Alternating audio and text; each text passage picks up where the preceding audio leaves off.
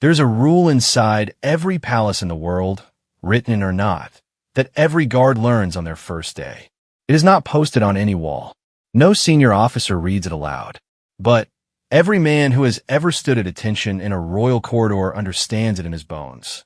You do not act. You observe. You do not intervene. You report. You do not feel. You stand. Most men follow that rule their entire careers, retire with a pension and a handshake, and never once think about the night they chose silence over conscience. Most men sleep fine. Thomas Brennan was not most men. He had spent 11 years inside the palace walls. 11 years of standing so still that visitors walked past him like he was furniture. 11 years of seeing things he was not supposed to see, hearing things no one ever thought he could hear, and saying nothing because that was the rule, and Thomas Brennan was above all else a man who followed rules. Until the night he didn't. What happened in the East Corridor on a cold February evening would never appear in any official record. No report was filed. No meeting was held. No senior officer was ever formally informed. The palace, as it always does, swallowed the night whole and moved on. But Thomas knew what he had done, and Catherine knew what had been done for her. This is their story, not the version the palace would tell, not the cleaned-up, approved, press release version where protocol is honored and everyone behaves as they are supposed to behave. This is the real version, the version that lives in the gap between what duty demands and what a human being can actually stomach when the moment arrives, and the choice is right there in front of him, plain as daylight. Some men follow orders. Some men follow their conscience. The distance between those two things, on one particular February night, was exactly the length of a palace corridor, and Thomas Brennan walked every inch of it. Thomas Brennan had a system for long shifts, and it was not complicated. He counted things: floor tiles, wall panels, the number of times a chandelier crystal caught the light from a specific angle when the heating vents pushed warm air up from the floor below. It sounds like the habit of a man slowly losing his mind, and maybe it was, but after 11 years of standing in the same corridors watching the same walls, you either developed a system or you developed a drinking problem. Thomas had tried both. The counting one. He was on his third count of the East Corridor ceiling panels. 42, same as every other night, when he first heard Catherine. Not her voice, just her footsteps. He had memorized the footsteps of every regular occupant on his rotation the way a musician memorizes a piece of music. Not consciously, not deliberately, but through sheer repetition until the pattern lived somewhere below thought. Lord Ashford walked like a man who was always slightly late and resented it. Lady Pembridge moved in short, decisive clicks, each step a small declaration. The young housekeeping staff, who came through at 11:30 shuffled, half asleep, resigned. Catherine walked differently from all of them. She had what Thomas privately thought of as a careful walk. Not slow, not hesitant, careful. The walk of someone who had learned, probably young, that it was better to move through spaces quietly, to take up as little room as possible to arrive and depart without drawing the kind of attention that caused problems. He had noticed it in his first week on this rotation, 8 months ago, when she had come through the corridor after a late dinner function and nodded at him with the particular nod that people give guards when they want to acknowledge your humanity without making it weird. Most people did not nod. Thomas had appreciated it more than was probably reasonable. So he recognized her footsteps that February night before she came into the lit section of the corridor, recognized them and registered them as routine, and went back to his ceiling panels. 42. Same as always. The footsteps stopped. That was not routine. People paused in corridors for all sorts of reasons, to check a phone, to adjust a shoe, to remember which direction they were supposed to be going, and Thomas had learned not to react to every small deviation from pattern. Reacting made you look jumpy. Jumpy guards made senior officers nervous. Nervous senior officers wrote reports. He had learned this the hard way in his second year. But something about the quality of the silence after the footsteps stopped was different. He could not have explained it then, and could not explain it now if you asked him. It was the difference between a pause and a stop. A pause has a kind of forward momentum still in it, a held breath before continuing. This was a stop. Complete. Like something had been cut. Thomas turned his head. She was at the far end of the lit section, maybe 30 feet away, standing next to the alcove that housed a small decorative table and an arrangement of white flowers that someone replaced every 3 days. She was not looking at the flowers. She was looking at the man who had come out of the side corridor to her left and was now standing between her and the main passage that led to the residential wing. Thomas knew the man. Lord Harwick, 60-something, second-generation palace family. The kind of man whose presence in a corridor at any hour would not have registered as unusual to anyone reviewing the security logs the next morning, because men like Lord Harwick moved through the palace the way water moves through pipes, as if the whole structure existed specifically to carry them. Thomas had no reason, technically, to interpret what he was seeing as anything other than two people who happened to be in the same corridor. No reason except for the 42 ceiling panels and 8 months of watching Catherine walk carefully and the particular quality of the silence after her footsteps stopped. Lord Harwick said something. Thomas was too far away to hear the words. He saw Catherine's posture respond to it, not dramatically, not in any way that would read as distress from a distance, but he was not watching from a distance in the way that counted. He was watching the way he watched everything after 11 years, with the full attention of a man who had trained himself to see the gap between what was visible and what was real. What was visible? A conversation. What was real? The careful way Catherine had positioned her body so that the decorative table was at her back, the way she was holding the small evening bag in front of her with both hands, the way she had not moved toward the main passage even though it was right there, because moving toward it meant moving toward him. Thomas moved. He did not decide to move in any conscious, deliberated way. His body made the decision faster than his brain could run protocol review on it. He crossed the corridor at a pace that was not running.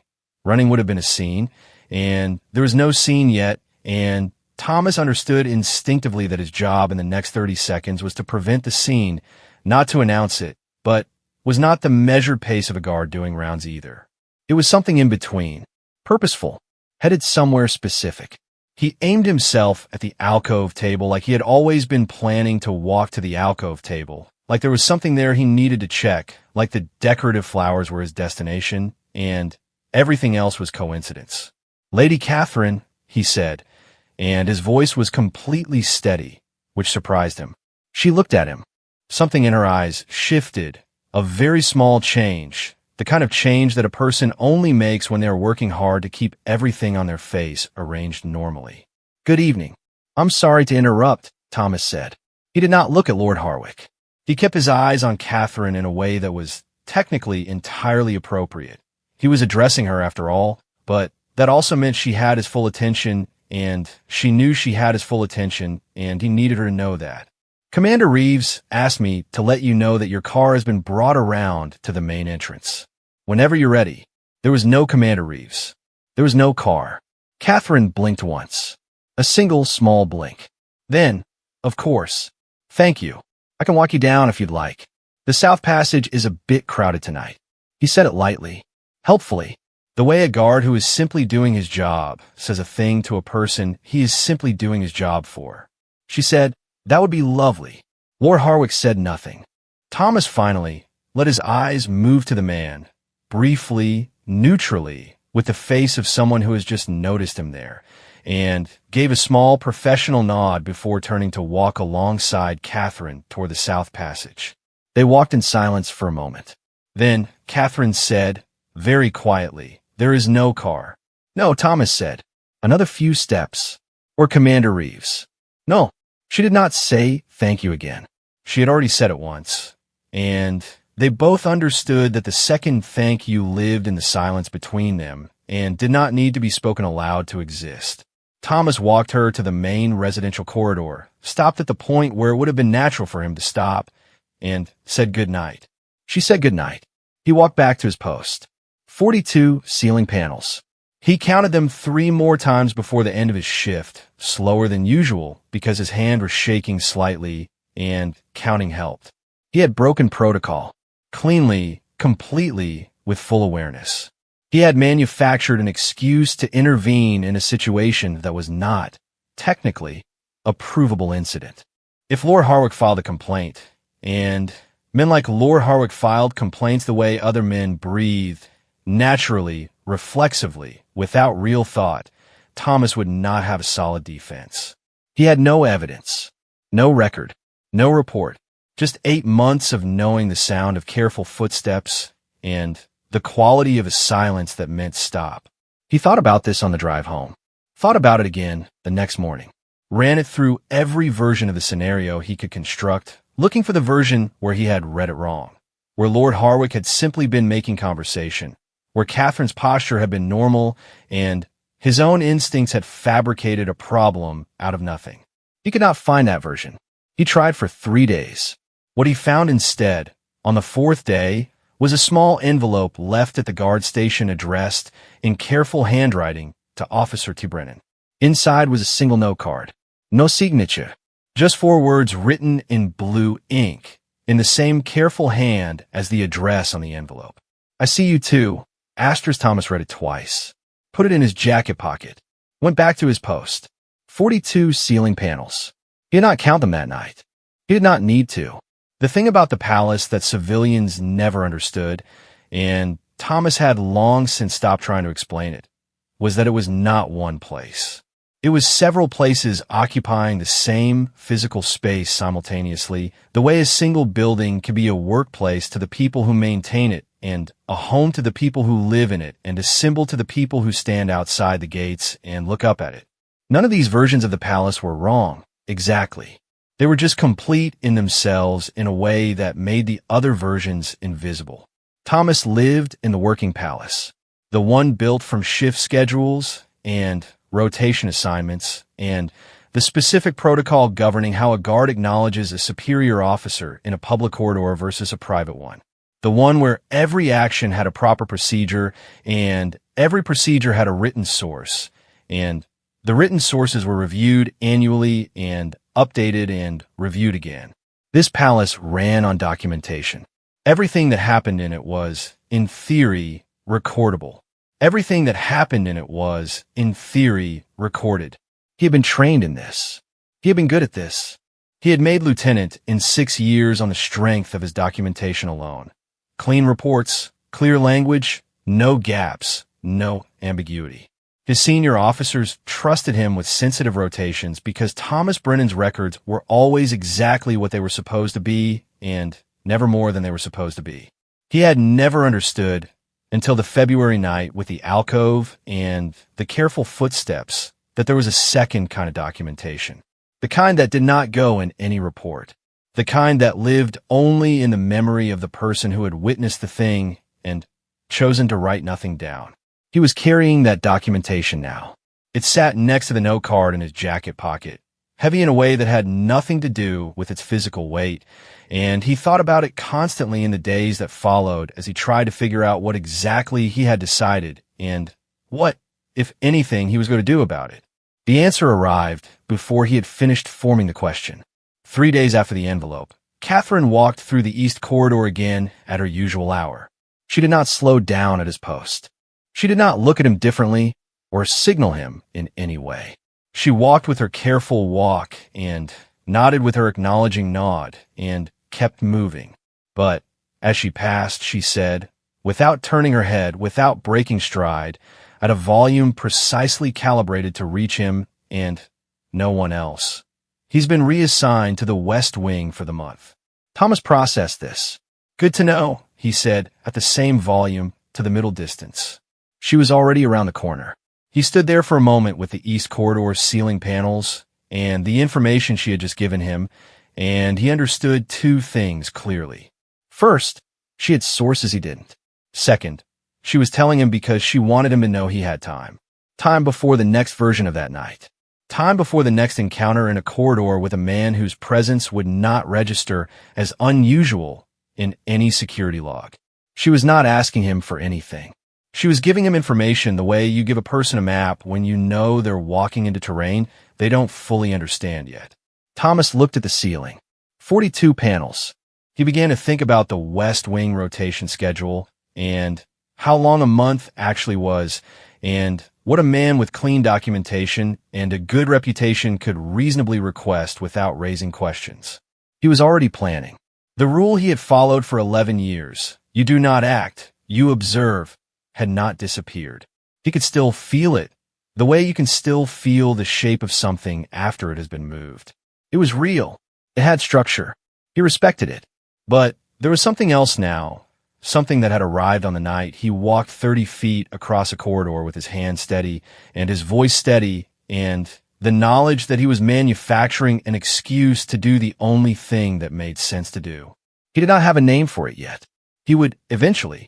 It was the specific, quiet, completely unglamorous thing that happens when a person discovers that following a rule and doing the right thing are not always the same direction, and chooses without announcement, without ceremony, to walk toward the second one. It looked like nothing from the outside. It felt like everything from the inside. Thomas went back to his ceiling panels. Tomorrow, he would look at the West Wing rotation schedule. Tonight, 42. Same as always. The West Wing rotation request went through without a single question asked.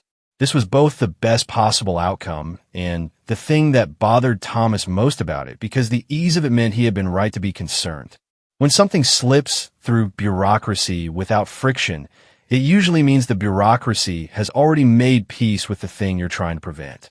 The system had no alarm for what he was doing because the system had no category for it. He was not filing a complaint. He was not opening an investigation. He was simply requesting a rotation adjustment, citing scheduling compatibility, and the man who processed rotation adjustments looked at the form, looked at Thomas's 11 years of clean records, and stamped it through before lunch. West Wing. Effective the following Monday. Lord Harwick's territory for the month. Thomas did his homework. He was methodical about it in the way he was methodical about everything, quietly, thoroughly, without drawing attention. He did not ask questions that would be remembered. He read what was available in the rotation logs, which told him movement patterns without naming motivations. He talked to the guards who had worked the West Wing the previous quarter, the kind of sideways conversational gathering of information that looked like nothing more than colleagues catching up over bad cafeteria coffee. What he learned was not surprising. It was confirming. Lord Harwick moved through the palace the way water moves through pipes. He knew the building better than most of the staff who maintained it. He knew which corridors were covered by cameras and which ones had the cameras positioned at angles that created blind spots, and he navigated between them with the casual ease of a man who had spent decades learning which rules existed to be followed and which ones were more like suggestions directed at other people. He was charming in groups and encountered women alone in corridors with a frequency that on paper was unremarkable and, in reality, was a pattern. Thomas had been in the palace long enough to know that patterns were the whole story. The individual incidents were just the visible parts. The pattern was the structure underneath, the thing that told you what was actually happening and had been happening and would keep happening unless something interrupted it. He was going to be the interruption, not loudly. Not with a confrontation that could be reframed, reported, denied. Not in any way that would leave Thomas holding a complaint from a lord with family history in the palace, and no evidence on his side except his own 11 years of watching walls. Quietly, specifically, the way you interrupt a pattern by inserting yourself into the exact space it needs to move through. He learned Lord Harwick's preferred hours. Late evening, when the residential wing traffic thinned out and the camera coverage was easiest to predict. He learned the 3 or 4 corridors the man gravitated toward, the specific geography of his movement when he was not in company. He learned which events in the palace calendar brought Catherine onto routes that intersected with those corridors. And then he adjusted his route to be present in those intersections. Not obtrusively. A guard walking a corridor is not a story.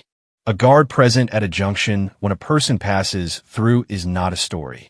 Thomas did not change his posture or his expression or any visible aspect of his behavior. He was simply there in the specific places, at the specific times, with the specific consistency that meant Lord Harwick's preferred corridors were no longer the kind of corridors they had been before. He saw the man twice in the first week.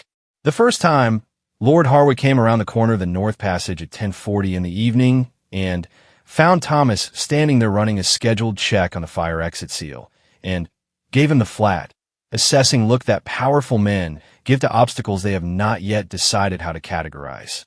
Thomas gave him the professional nod, said good evening, went back to the fire exit seal. Lord Harwick walked past without stopping, and nothing happened, and Thomas counted it as the first small thing going right. The second time was different. Catherine was in the corridor. She was coming from a late function, moving with her careful walk, and she came around the far corner at almost the same moment Lord Harwick emerged from the side passage, and for a half second the three of them existed in the same geometry, and Thomas felt the situation trying to arrange itself into the shape of the February night. He stepped forward, not toward Lord Harwick, toward Catherine, toward the natural position of a guard escorting a resident to their wing, which was a completely normal thing that happened in corridors all the time. Lady Catherine. His voice was even. I'll walk you through. The East Passage light is out. Maintenance hasn't fixed it yet. There was no light out in the East Passage. She knew there was no light out in the East Passage. She said thank you and fell in a step beside him, and they walked away from the geometry, and behind them he heard Lord Harwick's footsteps continue in the opposite direction, and nothing happened. Nothing happened. That was the whole of it. That was the entire story of those two encounters stripped down. Nothing happened. A man walked past. A woman walked away with an escort. Two completely unremarkable events that would not appear in any report and would not be remembered by anyone except the three people in those corridors, and only two of them would remember it in the same way. Thomas understood, in the days that followed, that this was exactly the nature of the work. It was not dramatic. It had no testimony, no official record, no moment of confrontation where the right thing was announced and the wrong thing was defeated. It was the steady, unremarkable insertion of a human body into a space where another human body needed not to be alone, repeated as many times as necessary, with no recognition and no reward and no documentation. He thought about this a lot during his ceiling panel counts. He thought about the fact that the things most worth doing were very often the things with the least visible structure. The things that required a person to hold a clear understanding of what they were doing and why they were doing it entirely inside themselves, without external confirmation, without anyone ever stamping a form that said yes, this was the right call, carry on. He had been a form-stamped man his whole career. He was learning, slowly, that there was a different kind of certainty. Quieter, less supported, more solid. The conversation happened in the fourth week. He had not expected a conversation. He had not been looking for one.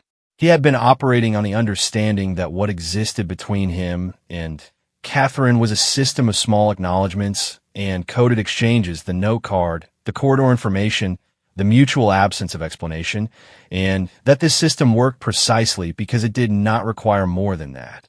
Catherine, apparently, had decided it required more than that.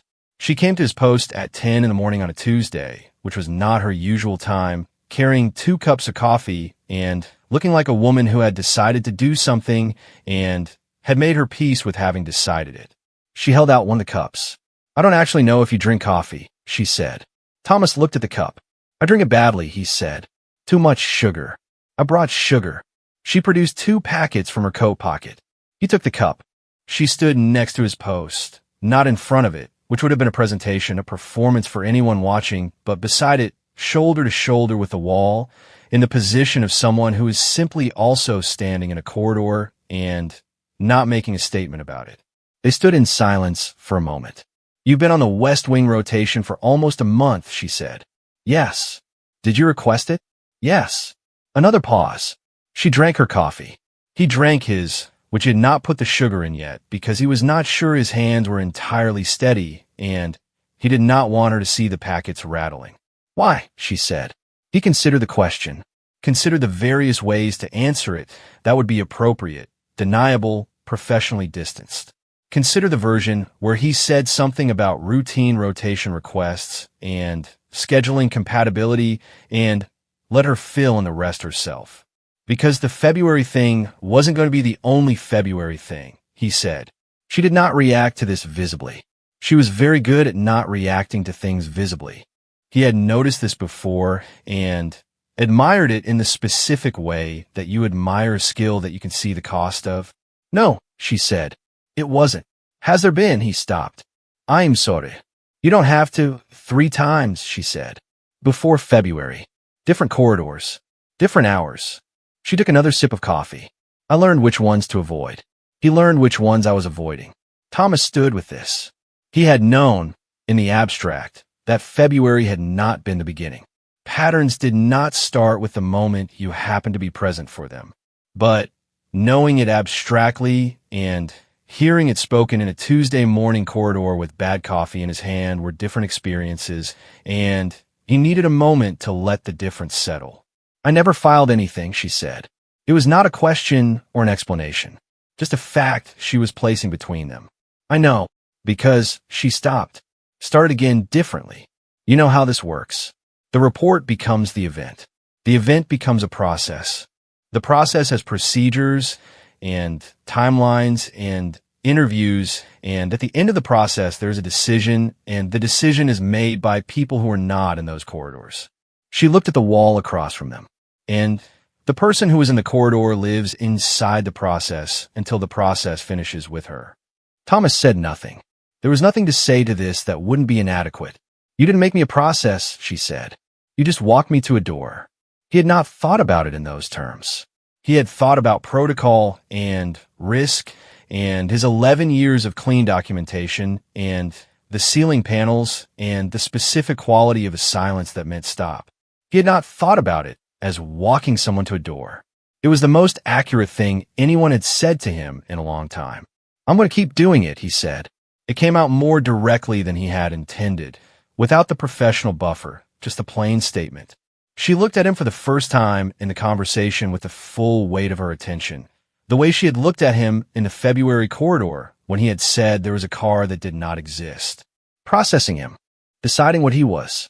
Why? She said again. He thought about the rule. You do not act, you observe. He thought about 11 years of counting tiles and panels and the way a chandelier crystal catches light from a specific angle when the vents push warm air up from below. He thought about the way bureaucracy moves water through pipes, and the way some people learn to be water, and some people learn to stand in the spaces the water wants to move through. Because I'm good at being present in corridors, he said. She almost smiled. Almost. The corner of her mouth moved in a way that was not quite a smile, and was something more specific than a smile. You're very good at it, she said. She finished her coffee, gathered both cups, which was a practical thing and also a thing that left no visible evidence of the conversation having happened. She straightened her coat. Thomas, she said. She had never used his first name before. Yes. Be careful. She walked away in her careful walk, which he had been hearing for 8 months, which he could identify 30 feet before she came into view, which he would be able to pick out of any corridor noise for the rest of his career without trying. He put the sugar in his coffee. His hands were perfectly steady. He drank it slowly, standing at his post, looking at the wall, and thought about the specific geography of the month still ahead, and all the places in it where a guard who was good at being present in corridors might reasonably choose to stand. The work was not finished. It was not the kind of work that finished. He understood this now with the same quiet certainty. He understood the ceiling panels, the same deep structural knowledge that lived below thought. This was not a temporary assignment or a one-time adjustment. This was a commitment made without ceremony in a palace that ran on ceremony. A decision encoded in a rotation request form and a cup of coffee and for words on a note card and the specific decision to walk 30 feet across a corridor when every rule he had ever learned said stand still. He had walked. He would keep walking. The east corridor waited. 42 panels. He was only on 12. The letter arrived on a Thursday. It came through the internal routing system, which meant someone with a palace address had written it, and someone with access to the guard station distribution had placed it there which narrowed the origin considerably. Thomas saw his name on the envelope before he had taken his coat off for the shift, and knew before he opened it that whatever was inside was not going to make his Thursday easier. He was correct. The letter was not signed. It was printed, not handwritten, careful in that way. 2 paragraphs. The first paragraph said, in precise and formal language, that certain parties had become aware of a pattern of behavior by a member of the guard rotation that appeared to exceed the boundaries of standard duty. The specific behavior referenced was the frequency with which Officer T. Brennan appeared in corridors and locations coinciding with the movements of Lady Catherine during the West Wing rotation. The letter did not use the word inappropriate. It used the phrase of concern, which was worse, because inappropriate was a charge and of concern was a shadow. The second paragraph said that this pattern had been noted and would continue to be noted. That was all. No instruction, no threat, no formal complaint filed. Just the information that he was being watched, and the information was being given to him deliberately, which meant someone wanted him to know he was being watched, which meant someone wanted him to stop. Thomas read it twice, folded it, put it in his jacket pocket next to the space where the note card had been. He stood at his post for 2 hours thinking about it with a systematic, tiled ceiling focus that he applied to problems he needed to solve without appearing to solve them. He ran the geometry of it. Someone had noticed his rotation request. Someone had noticed his positioning. Someone had access to enough information about both his movements and Catherine's movements to frame the pattern clearly, which meant someone had been paying attention to her movements for long enough to know what pattern looked like. That last part sat in his chest like a stone, because what the letter was really telling him was not that his protection had been noticed. It was that the thing he was protecting her from had been watching carefully enough to notice protection. It was that Lord Harwick, and it was Lord Harwick. Thomas had no real doubt about this, had enough access, enough influence, enough familiarity with the palace's internal systems to route a letter through official channels without signing his name to it. The pipe, moving water through the system.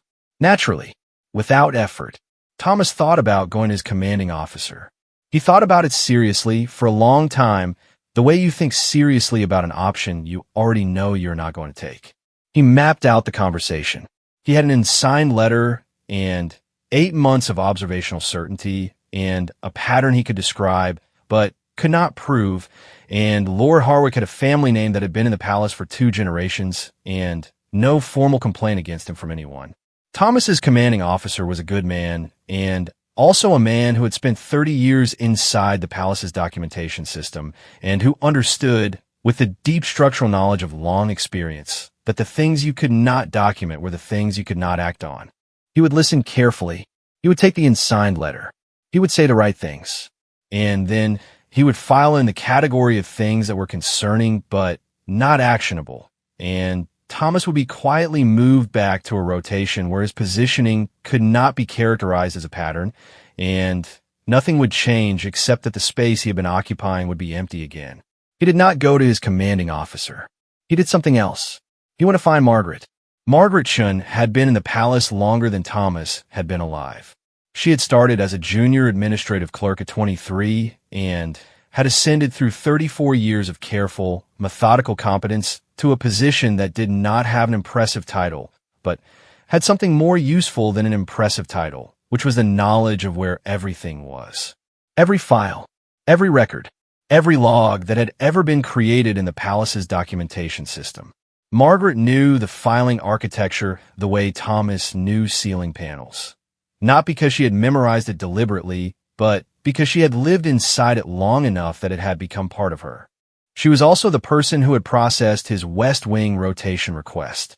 He found her in her office at 2 in the afternoon, which was when she always ate her lunch at her desk while reviewing the next day's routing, and he knocked on the open door, and she looked up at him with the expression of a woman who has been in one building long enough to read the weather in a person's face from across a room. "Sit down," she said before he had spoken. He sat. She looked at him for a moment. Then she said, "What did you do?" "Nothing I can put in a report." She ate a piece of her sandwich. Looked at him again. "Does it involve anyone with a title?" "Yes." above yours, significantly. She put the sandwich down, folded her hands on the desk. She had the hands of a woman who had spent 4 decades writing and filing and organizing, which meant they were steady and precise in the way that only comes from that kind of long, patient work. Thomas found them, in that moment, extraordinarily reassuring. "Thomas," she said, "in 34 years in this building, I have watched 3 guards try to do what I think you're trying to do. 2 of them were transferred within 6 months. One of them," she paused, "one of them managed it, but he had help from someone who understood the documentation system well enough to make sure the right things were recorded and the right things were not." Thomas looked at her. "He never asked for that help," Margaret said. "He didn't need to. The person who helped him understood the situation without being told, because they had been in this building long enough to read the weather in a person's face."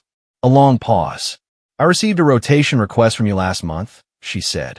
"West Wing. Scheduling compatibility."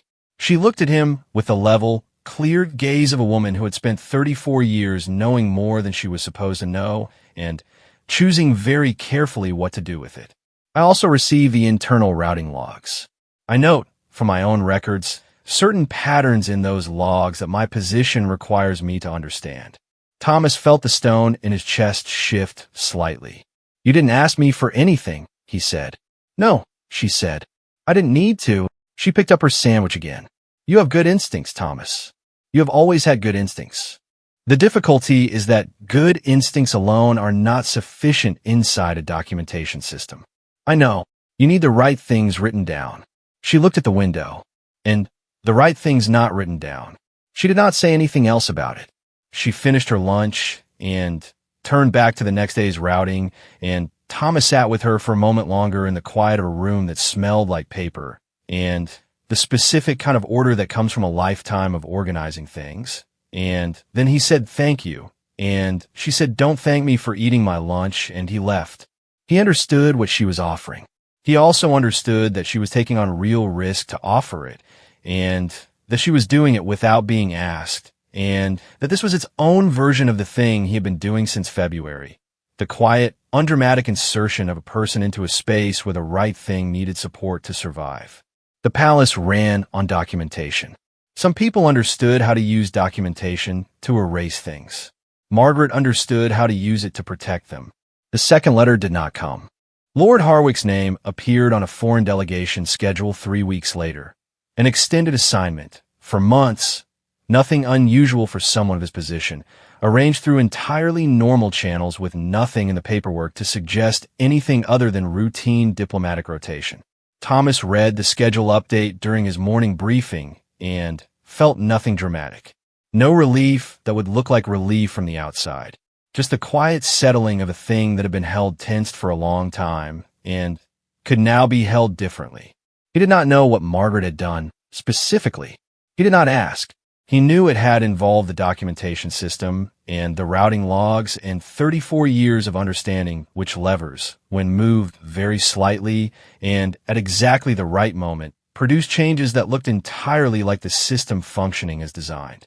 He knew it had required someone to understand the full shape of a pattern that was not in any single record, but existed in the aggregate of many records read by someone who knew how to read them.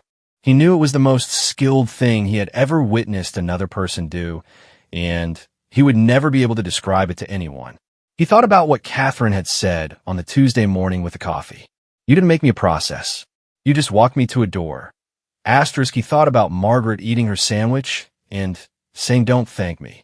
He thought about the rule he had learned on his first day and followed for 11 years and broken in a 30-foot walk across an east corridor on a cold February night. You do not act. You observe. He had observed. He had observed better than he had ever observed anything, had looked at a pattern with his full attention and understood its shape and its weight and its direction, had seen it clearly enough to act from that clarity without proof, without documentation, without anyone else confirming what he already knew. And then he had acted. He had walked. And the walking had mattered. He did not see Catherine for 2 weeks after the delegation schedule appeared. Her movements through the palace had their own rhythms, and his rotation had shifted back to a standard assignment, the comfortable familiarity of corridors he had known for years. Life inside the palace resumed its particular texture. The tile counts, the chandelier crystals, the parade of footsteps with their individual signatures. When she did appear, it was in the east corridor on a Thursday evening at her usual hour, in her careful walk. She slowed as she passed his post. Did not stop, did not look at him directly, but she slowed in the specific way that carried intention, the way someone slows when they have something to say and have decided to say it in the smallest possible unit. I heard about the delegation, she said. Routine rotation, he said. A half step slower. Very timely routine rotation. The scheduling worked out. She was almost past his post now. She looked at the corridor ahead of her rather than at him, in a way that two people in a palace talk when they're being careful about what the talking looks like. Thomas, she said. Yes. The light in the east passage. He waited. It's been fixed, she said. She walked on. Her careful walk. Her careful pace.